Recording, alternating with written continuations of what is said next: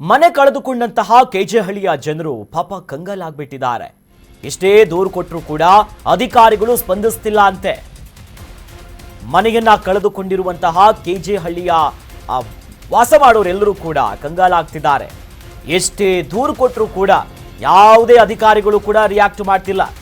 ಕೆಜೆಹಳ್ಳಿ ಈ ಚುನಾಲೈನ ನಿವಾಸಿಗಳು ಪರದಾಟವನ್ನ ಪಡ್ತಿರೋದು 22 ದಿನವಾದರೂ ಕೂಡ ತಿರುಗಿ ನೋಡ್ತಾ ಇಲ್ಲ ರಾಜ್ಯ ಸರ್ಕಾರ. ಮನೆಯನ್ನ ಕಳೆದುಕೊಂಡು ಬೀದಿಯಲ್ಲಿ ಟೆಂಟ್ ಹಾಕಿ ವಾಸ ಮಾಡ್ತಿದ್ದಾರೆ ಜನರು. ಚುನಾಲೈನ್ನಲ್ಲಿ ಕಳೆದ 150 ವರ್ಷದಿಂದ ವಾಸ ಮಾಡ್ತಿದ್ದಾರೆ. ಹಕ್ಕು ಪತ್ರಗಳಿದ್ರೂ ಕೂಡ ಮನೆಯನ್ನ ಕಿತ್ತು ಹಾಕಿದಂತ ರೈಲ್ವೆ ಇಲಾಖೆ. ಎಸ್ಡಿಎಸ್ಎಸ್ ಸಂಘಟನೆಯಿಂದ ಸಚಿವ ಜಾರ್ಜ್ಗೂ ಕೂಡ ಮನವಿ ಮಾಡಿಕೊಂಡಿದ್ದಾರೆ.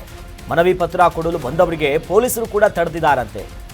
ಪೊಲೀಸರ ಮೇಲೆ ಸದ್ಯ ಚುನಾಲೈನ ನಿವಾಸಿಗಳು ಆಕ್ರೋಶವನ್ನ ಹೊರಗಾಕ್ತಿದ್ದಾರೆ. ಸಚಿವರಿಗೆ ಮನವಿ ಕೊಡಲು ಬಿಡಿ ಅನ್ನೋದಾಗಿ ಆಗ್ರಹಿಸ್ತಿದ್ದಾರೆ. ನೋಡಿ ಎಂಥ ವಿಪರ್ಯಾಸ ನೋಡಿ. ಮನೆಯನ್ನು ಕಳ್ಕೊಂಡಿರ್ತಾರೆ ಈ ಕೆಜೆಹಳ್ಳಿಯ ಭಾಗದ ಜನರು. ಎಷ್ಟೇ ನಾವು ಮನವಿ ಕೊಡೋದಕ್ಕೆ ಹೋದ್ರೂ ಕೂಡ ನಮ್ಗೆ ಯಾರು ಕೂಡ ಸ್ಪಂದಿಸ್ತಿಲ್ಲ. ಚುನಾಲೈನ ನಿವಾಸಿಗಳು ಪರದಾಟ ಇದು. 22 ದಿನ ಆದರೂ ಕೂಡ ಪಾಪ ಸಣ್ಣ ಮಕ್ಕಳಿರ್ತಾರೆ, ವೃದ್ಧರಿರ್ತಾರೆ, ಆರೋಗ್ಯ ಸಮಸ್ಯೆಯವರು ಇರ್ತಾರೆ, ವಯಸ್ಸಾದವರು ಇರ್ತಾರೆ. ಒಂದು ಕಡೆ ಚಿಮ್ಮು ಚಳಿ ಬೇರೆ ಬೆಂಗಳೂರಿನಲ್ಲಿ. ಈ ಸಂದರ್ಭದಲ್ಲಿ ಇಷ್ಟು ವರ್ಷದಿಂದ ನಮ್ಮ ಹತ್ರ ಹಕ್ಕುಪತ್ರ ಇದ್ರೂ ಕೂಡ ನಮಗೆ ಸರಿಯಾದಂಥ ವ್ಯವಸ್ಥೆ ಇಲ್ಲ. ರೈಲ್ವೆ ಇಲಾಖೆ ಎಲ್ಲವನ್ನ ಕಿತ್ತು ಹಾಕಿದೆ ಅಂತ ಎಸ್ಡಿಎಸ್ಎಸ್ ಸಂಘಟನೆ ಸಚಿವ ಜಾರ್ಜ್ ಅವರಿಗೆ ಮನವಿ ಪತ್ರ ಕೊಡೋಕೆ ಹೋದಂಥ ಸಂದರ್ಭದಲ್ಲಿ ಅಲ್ಲಿನ ಪೊಲೀಸರು ತಡೆದಿದ್ದಾರಂತೆ. ಹೀಗಾಗಿನೇ ಪೊಲೀಸರ ಮೇಲೆ ಆಕ್ರೋಶ ಹೊರಗಾಗ್ತಿದ್ದಾರೆ. ನಾವೇನು ಪ್ರತಿಭಟನೆ ಅಥವಾ ಇನ್ನೇನು ಗಲಾಟೆ ಮಾಡೋದಕ್ಕೆ ಬಂದಿದ್ದಲ್ಲ. ನಮ್ಮ ಮನವಿ ಪತ್ರ ತೆಗೆದುಕೊಳ್ಳಿ, ನಮ್ಮ ಸಮಸ್ಯೆಯನ್ನ ಕೇಳಿ ಬೀದಿಗೆ ಬಂದಿದ್ದೀವಿ. ಇದಕ್ಕೆ ನಾವು ನಿಮ್ಗೆ ಓಟ್ ಹಾಕಿರೋದು, ಯಾವಾಗ್ರಿ ಕೇಳ್ತೀರಾ ಅಂತ ಜನಪ್ರತಿನಿಧಿಗಳಿಗೆ, ಅದರಲ್ಲೂ ಕೂಡ ಸಚಿವ ಜಾರ್ಜ್ ಅವರಿಗೆ ನೇರವಾಗಿ ಮನೆಯನ್ನ ಕಳ್ಕೊಂಡಿರುವಂತ ಆ ಜನರು ಕೇಳ್ತಿದ್ದಾರೆ. ಗೊತ್ತಿರಲಿಲ್ಲ, 150 ವರ್ಷಕ್ಕಿಂತ ಹೆಚ್ಚು ಅಲ್ಲಿ ಜನ ಬಾಳ್ತಿದ್ದಾರೆ. ಒಂದು 4ನೇ ಜನರೇಷನ್ಗಳಿಂದ ಬದುಕ್ತಾ ಬರ್ತಿದ್ದಾರೆ. ಅವ್ರಿಗಲ್ಲಿ 1976ರಲ್ಲಿ ಹಕ್ಕುಪತ್ರಗಳು ವಿತರಣೆ ಮಾಡಿದ್ದಾರೆ. 84 ಮತ್ತು 85ರಲ್ಲಿ ಪರಿಚಯ ಇದು ಅಲ್ಲಿ 28 ಗುಂಟೆ, 1 ಎಕರೆ 37 ಎಕರೆ ಜಮೀನಲ್ಲಿ 28 ಗುಂಟೆ ಇವ್ರಿಗೆ ಮಂಜೂರಿ ಮಾಡಿ ಸ್ಲಂ ಬೋರ್ಡ್ ಇಂದ ಪರಿಚಯ ಪತ್ರ ವಿತರಣೆ ಮಾಡಿ, ಜೊತೆಗೆ BBMP ಅನುದಾನ ಅಡಿಯಲ್ಲಿ ಒಂಟಿ ಮನೆ ಯೋಜನೆ ಅಡಿಯಲ್ಲಿ 3 ಲಕ್ಷ ಕೊಟ್ಟು ಮನೆಗಳನ್ನ ಕಟ್ಟಿಕೊಟ್ಟಿದ್ದಾರೆ. ಈಗ ರೈಲ್ವೆ ಅವ್ರ ಇಲಾಖೆ ರೈಲ್ವೆ ತೆರವುಗೊಳಿಸ್ಬೇಕಂತ ಇವ್ರಿಗೆ ಬಂದಾಗ ಈ ಸ್ಥಳೀಯ ಶಾಸಕರಾಗಿರ್ತಕ್ಕಂಥ KJ ಜಾರ್ಜ್ ಅವ್ರದ್ದು ಹೊಣೆ ಇರ್ತದೆ. ತನ್ನ ಕ್ಷೇತ್ರ ಮತದಾನದ ಜನನ ಉಳಿಸ್ಬೇಕಂತ, ಕಾಪಾಡ್ಬೇಕಂತ ಹೇಳಿ ಅವ್ರು ಒಡೆದಾಕಿ ತೆರವುಗೊಳಿಸಿ ಈಗ ಇಷ್ಟು ಗಂಟೆ ಇವಾಗ ಆಯ್ತು, 20 ದಿವಸ ಹತ್ರ ಆಗ್ತಿದೆ. ಜನ ಬೀದಿಯಲ್ಲೇ ಇದ್ದಾರೆ. ತಾತ್ಕಾಲಿಕ ವ್ಯವಸ್ಥೆ ಇರಲಿಲ್ಲ, ಅವ್ರಿಗೆ ನೀರಿಲ್ಲ, ಕಕ್ಕಸು ಹೆಣ್ಮಕ್ಳು ಬಾತ್ರೂಮ್ ಶೌಚಾಲಯಗಳಿಲ್ಲ. ಈ ತರ ಎಲ್ಲ ಸಮಸ್ಯೆ ಇದೆ. ಇಲ್ಲಿ ಗಂಟ ಯಾವ ಅಧಿಕಾರಿಗಳು ಮತ್ತೆ ಯಾವ ರಾಜಕಾರಣಿಗಳು ಇದ್ರ ಕಡೆ ತಿರುಗಿ ಗಮನ ಕೊಟ್ಟಿಲ್ಲ. ಅದ್ರ ಸಲುವಾಗಿ ಇವತ್ತು ಮೆಮೊರಾಂಡಮ್ ಕೊಡಕ್ ಹೋಗ್ತಿದೀವಿ. ಮುಂದೆ ಅವ್ರು ಏನ್ ನಮ್ಗೆ ಆಶ್ವಾಸನೆ ಕೊಡ್ತಾರೆ, ಎಷ್ಟು ಬೇಗ ನಮ್ ಜನಕ್ಕೆ ಬೇರೆ ಜಾಗಗಳು ಅವರು ಕಲ್ಪಿಸ್ತಾರ ಅಂತ ಹೇಳಿ ಕೇಳಕ್ ಹೋಗ್ತಾ ಇದೀವಿ ಸರ್. ಯಾವ್ದು ಮಾಹಿತಿ ನನ್ ಜನಕ್ಕೆ ಇರ್ಲಿಲ್ಲ ಸರ್. ಇನ್ನೊಂದು ಹೇಳ್ತೀವಿ, ಎಲ್ಲ ಅಮಾಯಕರು ಜನರು ಕೂಲಿ ನಾಲಿ ಮಾಡಿ ಬದುಕುವಂತವ್ರು. ಅವ್ರಿಗೆ ಯಾವ್ದು ಕಾನೂನು ಸೂಚನೆ ಅರಿವು ಮತ್ತೆ ಬೇರೆ ಸಾಮಾಜಿಕ ಅರಿವುಗಳು ಗೊತ್ತಿರಲ್ಲ. ದುಡಿಯೋದು ಬಿಟ್ರೆ ಇಂತಿಷ್ಟು ದಿನ ಅಂತ ಹೇಳಿ ಟೈಮ್ ಕೊಡ್ತಾರೆ ಇನ್ನೊಂದು ಯಾವುದೇ ಸರ್ಕಾರಿ ಜಾಗಗಳಲ್ಲಿ ನೀವು ವಾಸ ಆತರ ಯಾವುದೇ ನೋಟಿಸ್ ನಮ್ ಜನ ಕೈ ಬಂದಿಲ್ಲ ಸರ್. ಏಕಾಏಕಿ ಆಗಿರೋದು.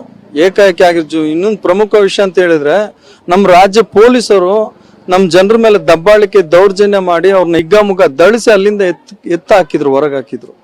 ಒಂದು ಹಾಕೋ ಬಟ್ಟೆ ಕೂಡ ಬದಲಿಸ್ಕೊ ಒಂದು ಬಟ್ಟೆ ಕೂಡ ಅವ್ರು ಕೊಟ್ಟಿರೋ ತೋಳಕ್ಕೆ ಅವಕಾಶ ಮಾಡಿಕೊಟ್ಟಿಲ್ಲ.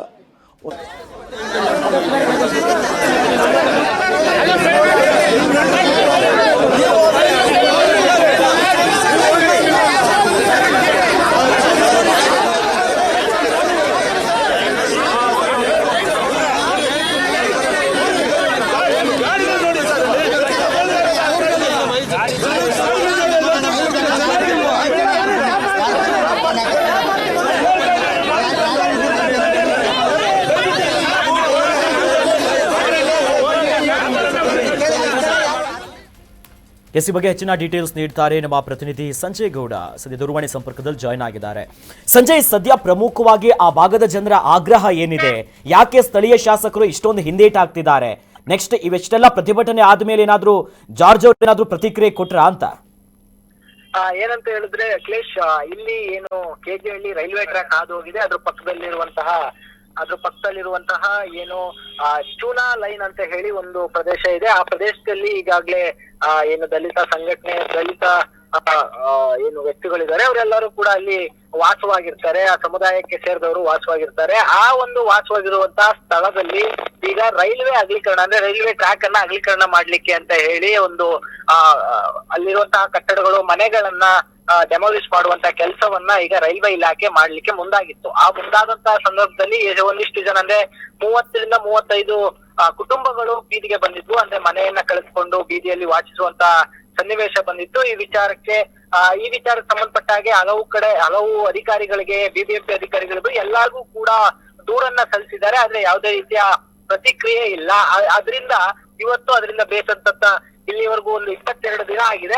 ಆ ಒಂದು ಪ್ರತಿಕ್ರಿಯೆ ಬರೆದಿದ್ದ ಕಾರಣ ಈಗ ಅವರ ಜನನಾಯಕರಾದಂತಹ ಕೆಜೆ ಜಾರ್ಜ್, ಅಂದ್ರೆ ಆ ಪ್ರದೇಶದ ಶಾಸಕರಾದಂತಹ ಕೆಜೆ ಜಾರ್ಜ್ ಅವ್ರಿಗೆ ಮನವಿಯನ್ನ ಕೊಡ್ಲಿಕ್ಕೆ ಹೋದಾಗ ಒಂದಿಷ್ಟು ಅಲ್ಲಿ ಮಾತುಕತೆಗಳಾಯ್ತು. ಅಂದ್ರೆ ಎಲ್ಲರಿಗೂ ಅನುಮತಿ ಇಲ್ಲ, ನಾವು ಯಾರಾದ್ರೂ ಒಬ್ರು ಮುಖಂಡರು ಬಂದು ಜಾರ್ಜ್ ಅವ್ರ ಜೊತೆ ಮಾತಾಡ್ಬಹುದು ಅನ್ನೋ ಒಂದು ಅನುಮತಿಯನ್ನ ಕೊಟ್ರು. ಆಗ ಅಲ್ಲಿ ಜನರು ಕೂಡ ನಾವು ಯಾವುದೇ ಮುಖಂಡರನ್ನ ನಂಬಲ್ಲ, ಇನ್ ಮುಂದೆ ಯಾವುದೇ ಜನಪ್ರತಿನಿಧಿಗಳನ್ನ ನಂಬಲ್ಲ ನಾವು, ಯಾಕೆಂತ ಹೇಳಿದ್ರೆ ನಮ್ಗಿಲ್ಲಿ ಮೋಸ ಆಗಿದೆ. ಅಂದ್ರೆ ನಮ್ಗೆ ಹಕ್ಕು ಪತ್ರವನ್ನ ಸರ್ಕಾರ ಕೊಟ್ಟಿದೆ, ಬಿಬಿಎಂಪಿಯಿಂದ ನಮ್ಗೆ ಅದು ಪತ್ರವೂ ಕೂಡ ನಮ್ಗೆ ನಮ್ಮ ಹೆಸರಿಗೆ ಇದೆ. ಆದ್ರೂ ಕೂಡ ರೈಲ್ವೆ ಇಲಾಖೆ ಈಗ ಬಂದು ಅಲ್ಲಿ ಮನೆಯನ್ನ ಕೆಡುತ್ತೆ. ಅಂದ್ರೆ ಇದಕ್ಕೆ ಯಾರು ಅನುಮತಿಯನ್ನ ಕೊಟ್ರು, ಇದಕ್ಕೆ ಯಾರು ಕೇಳೋರಿಲ್ವಾ ಅನ್ನೋ ಒಂದು ನಿಟ್ಟಿನಲ್ಲಿ ಪ್ರತಿ ಜನರು ಕೂಡ, ಅಂದ್ರೆ ಅಲ್ಲಿ ಮನೆಯನ್ನ ಕಲ್ತ್ಕೊಂಡಂತ ಪ್ರತಿ ಜನರು ಕೂಡ ಜಾರ್ಜ್ ಅವರು ಬಂದು ನಮ್ಮ ಹತ್ರ ಮಾತಾಡ್ಬೇಕು, ಅವರ ಬಳಿ ಬಂದು ಮಾತಾಡ್ಬೇಕು. ಇಲ್ಲ ಅಂತ ಹೇಳಿದ್ರೆ ನಾವು ಈ ಒಂದು ಆಕ್ರೋಶವನ್ನ, ಅಂದ್ರೆ ನಾವು ಈ ಪ್ರತಿಭಟನೆಯನ್ನ ಮುಂದುವರಿಸ್ತೀವಿ ಅಂತ ಹೇಳಿ ಒಂದಿಷ್ಟು ವಾಗ್ವಾದಗಳು ನಡೀತು. ಅದಾದ ಬಳಿಕ